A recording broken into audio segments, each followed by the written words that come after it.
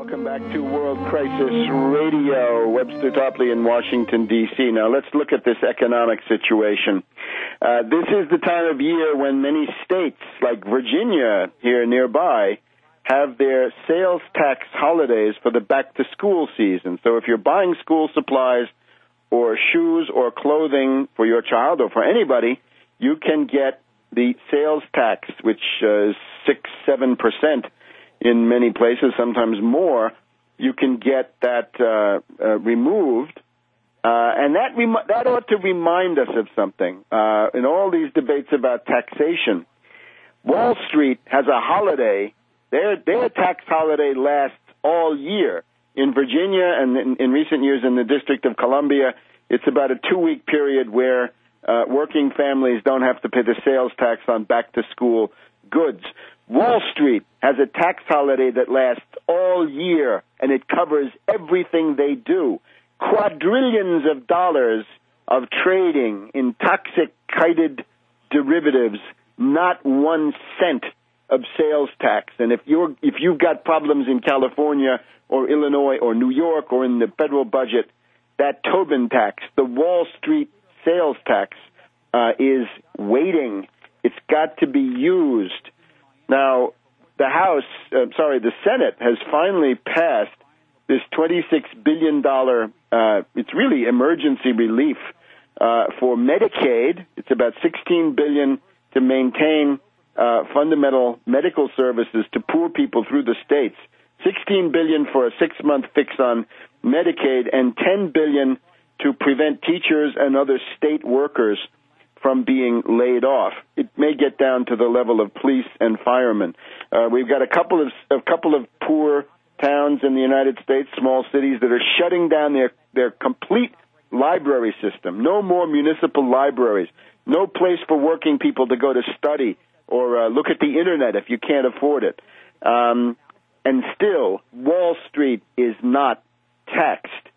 Now, the irony is, as the Senate comes up with $26 billion in this much delayed emergency relief measure, it turns out that one of the ways they paid for it, one of the ways they got the liberal Republicans, the Susan Collins, Olympia Snow gang up there from Maine, was to gouge the federal food stamp program, that in a couple of years, the food stamp payment, which is it's a couple of $100s a month, will go down by $60 a month for poor families in order to pay for this, because the reactionary Republicans and their Tea Party dupes have put up this big brouhaha about the federal budget deficit. The question of the Bush tax cuts, right?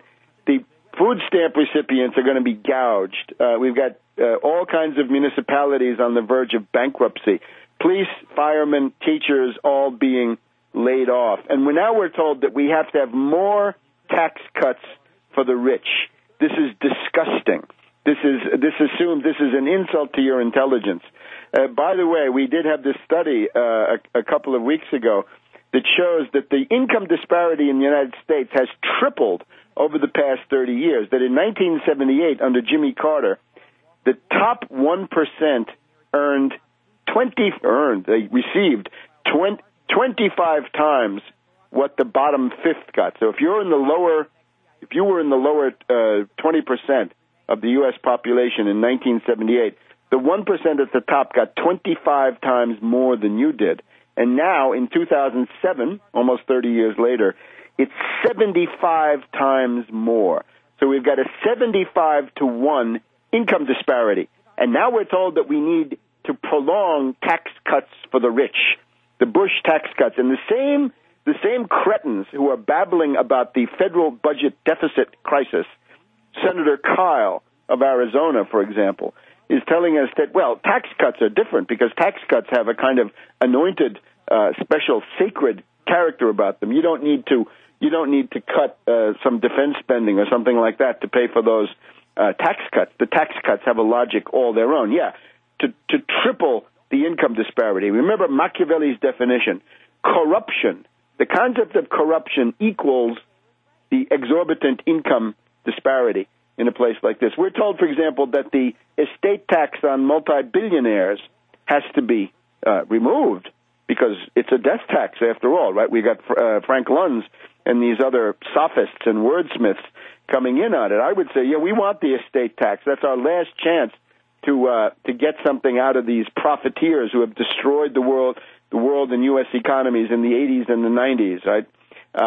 If you're over $10 million, you should start paying some federal estate tax, I would humbly say. Now, we're told that the reason you can't do this is because if you cut taxes, then you have the rich getting more money, and they invest in new jobs. This is an absolute myth.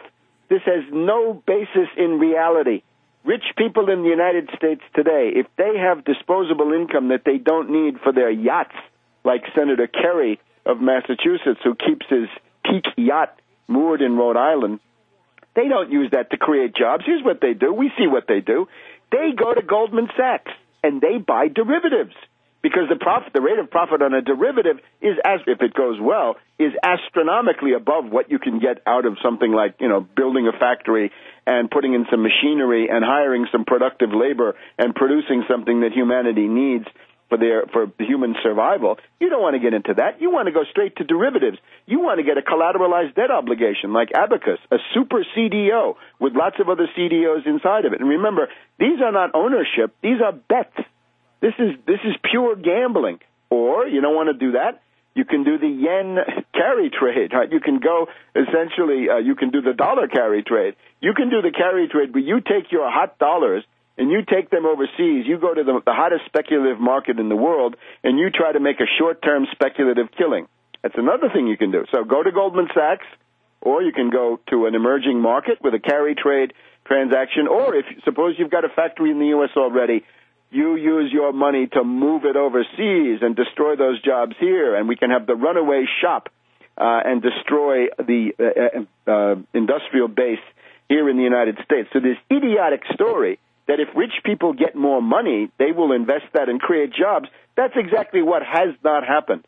You remember the Bush tax cuts. The title of that bill, I should have looked it up. The title of the Bush tax cuts was the Job Creation Act of 2001.